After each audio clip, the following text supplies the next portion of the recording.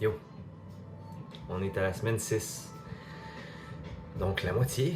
Je réalise là, à la seconde même que c'est la moitié. Mais c'est parce que la vérité, c'est que je le vois pas comme la moitié. Parce qu'après 12 semaines, je vais peut-être plus faire des vidéos à toutes les semaines par rapport à ça, mais je vais continuer. Je vais même implémenter des nouvelles choses. Tout ça a commencé il y a 6 semaines par je veux méditer 20 minutes par jour, faire mes mouvements que je fais depuis des années pour éveiller mon corps, activer ma circulation, écrire dans mon journal. Pour moi, c'était ça. Garder une solidité dans ces gestes simples qui prennent peu de temps tous les jours. Puis que malgré les vagues, puis le fait que la vie n'est pas linéaire, il y a toujours des choses qui arrivent, qui changent nos plans, mais que je reste solide là-dessus. Ça, c'était mon plan original.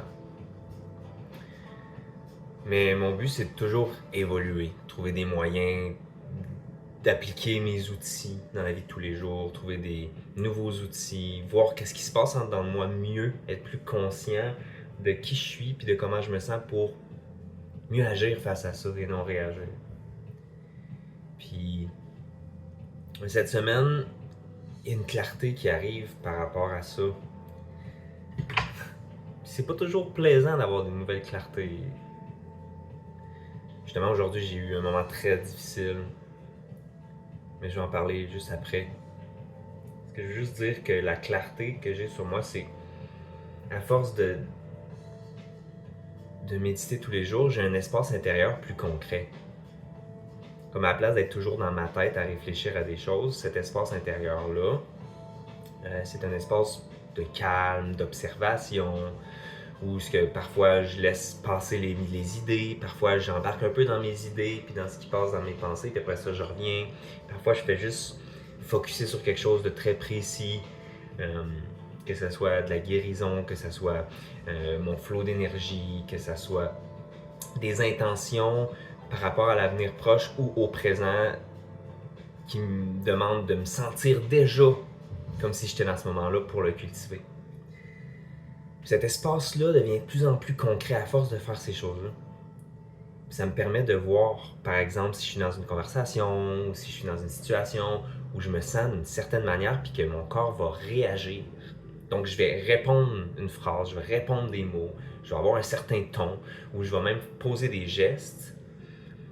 Puis par la suite, je vais me dire, c'est pas comme ça que j'aurais voulu réagir. C'est pas comme ça que j'aurais voulu agir. Ça s'est fait tout seul, puis par après, j'ai évalué, puis je me suis dit, c'est pas exactement ça que je voudrais. Je veux dire, on peut pas être parfait dans la vie, mais ça m'a fait me questionner. Ça veut dire qu'il y a plein de moments de ma vie où c'est pas moi qui conduis. Je suis assis en arrière. Soudainement, c'est pas moi qui décide de ce qui va se passer. C'est pas moi qui décide du geste que je vais poser ou de la parole que je vais avoir. Pour ce qui est des gestes, c'est beaucoup plus facile. Je veux dire, quand j'étais beaucoup plus jeune, puis plus immature, mon corps bougeait plus impulsivement. Aujourd'hui, ça, c'est totalement différent. Mais pour ce qui est de ma voix, je vais exprimer des choses qui viennent de la bonne place. Elles viennent de la bonne origine. J'ai, par exemple, un manque ou une envie. Donc, je vais parler par rapport à ce manque et cette envie-là, mais ça ne sera pas aligné. C'est comme si l'automatisme en dedans de moi va se fier à ce que j'ai appris quand j'étais jeune. Puis moi, c'est beaucoup de la négativité qui ressort. Donc, mon cerveau va trouver une façon automatique de réagir de façon négative. Par exemple, moi, je voudrais aller dehors aujourd'hui. Fait que mon cerveau va dire, mais là, ça fait longtemps que je veux y aller, puis on n'y va jamais, puis blablabla, puis ça va faire ça. Puis c'est pas ça que je veux. Puis je m'en rends compte par après. Ça peut être très frustrant. Mais c'est bien. C'est bien parce que ça me permet d'être à l'intérieur de moi.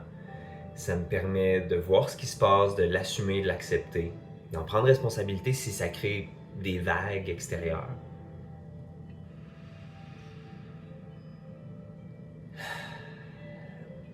Mais je dois avouer aussi que aujourd'hui, j'ai eu justement un moment où je me suis dit waouh, le chemin que je choisis est pas évident.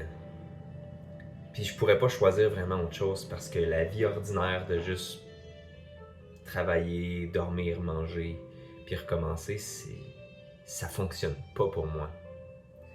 C'est poison pour moi. J'ai besoin de retourner à la vérité des choses. J'ai besoin d'aller dans ce qui est bon pour moi. J'ai besoin de savoir sur quel sujet on m'a menti puis qu'on m'a mal appris.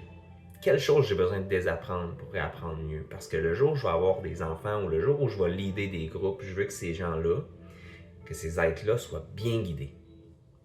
Moi, j'ai besoin de savoir. J'ai besoin d'être curieux, j'ai besoin de remettre les choses en question.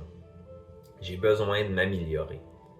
J'ai besoin d'avancer. J'ai besoin d'évoluer. J'ai besoin de transformation. J'ai besoin de prendre des choses puis de les faire changer de forme. Puis que justement, je transmue ce qui vient en ce que j'ai besoin.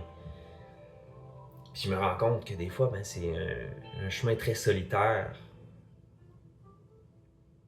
Puis que dans l'élan quotidien de toujours continuer, puis de me rappeler pourquoi je suis là, pourquoi je veux le faire, puis d'être positif, de m'encourager, pas de bad self-talk, tu sais.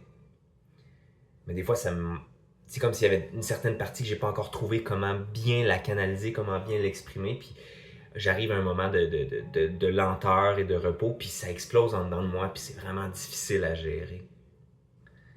Puis ça me donne souvent juste envie de pleurer. Des fois, c'est comme si j'avais une frustration, mais en dessous de la frustration ou de la colère que ça veut exprimer, quand je vais plus loin, après un certain temps, je me rends compte que c'est comme si c'était juste le petit gars en dedans qui a le goût de pleurer parce qu'il est comme c'est difficile. Puis genre, des fois, je sais pas comment faire, mais il faut que je me lève puis que j'essaye. Quand même.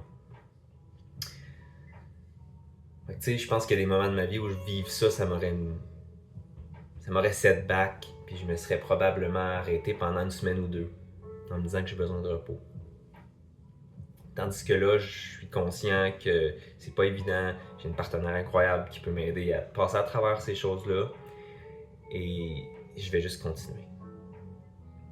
Je vais continuer d'apprendre à ménager quand l'action intense a besoin d'être là, quand l'action modérée a besoin d'être là, quand le repos a besoin d'être là. Puis d'accepter aussi qu'en ce moment, il y a un certain point dans ma semaine où ce que ça arrive, il y a quelque chose qui fait pow, puis j'ai besoin de le gérer. Parce que j'ai pas encore trouvé comment gérer en constance tout le temps. Ça, c'est quelque chose que je dois identifier. C'est quelque chose, je dois continuer de méditer puis d'être plus proche de moi-même. Parce que même si j'ai tellement travaillé fort pour me connaître, il y a plein de parts que je suis pas encore assez proche pour savoir en tout temps ce qui se passe. Il y a des choses qui se passent à mon insu en dedans de moi encore. Beaucoup de choses. Je pense que, selon mon regard, c'est un des grands problèmes de la société, c'est que les gens sont tellement loin d'eux-mêmes qu'il y a beaucoup de choses qui se passent à leur insu, puis c'est pas eux qui contrôlent leur vie. C'est pas eux, pas de contrôler, mais c'est pas eux qui sont au volant, c'est pas eux qui décident. Moi, je tourne à droite ici, moi, je freine ici, moi, j'accélère ici. Tu sais, je veux dire, la base de la vie, c'est d'être là puis d'interagir avec ce qui se passe. Puis si c'est même pas nous qui choisissons comment qu'on interagit, ben on fait pas grand-chose. On fait juste vivre puis subir. J'ai dit les deux choses en même temps. Vivre et subir, vivre. Alors c'est pas mal ça que j'avais à dire aujourd'hui. Mais je continue. Je pense que dans mon journal, je suis rendu au jour comme 46. C'est quand même... Quand je suis arrivé à 30, j'étais impressionné. Puis là, en arrivant à 46, je me dis, c'est pas fini, là. Il y a encore beaucoup de choses à apprendre. Puis... c'est juste une micro-base que je suis en train d'installer dans ma vie. C'est pas quelque chose d'incroyable. Mais selon ce que la société aujourd'hui, ça pourrait être incroyable. Mais en ce moment, pour moi, je sais que c'est juste le début de tout ce que ça pourrait devenir. Fait que si t'as aimé ce que j'ai dit, si tu peux relate, parle-moi-en en commentaire, like la vidéo, tu peux même la partager, en parler à quelqu'un, je sais pas moi. T'as peut-être un ami qui est full dans l'entraînement et l'amélioration de soi, puis qui pour avoir un peu de, je sais pas, de brotherhood en regardant mes vidéos ou en me contactant grâce à ça, tu sais. Parce que moi, j'ai pas beaucoup de brotherhood, d'évolution dans ma vie. Fait que, on sait jamais. Je lance l'appel. Fait que, merci beaucoup pour ton temps, ton écoute. Et à la semaine prochaine.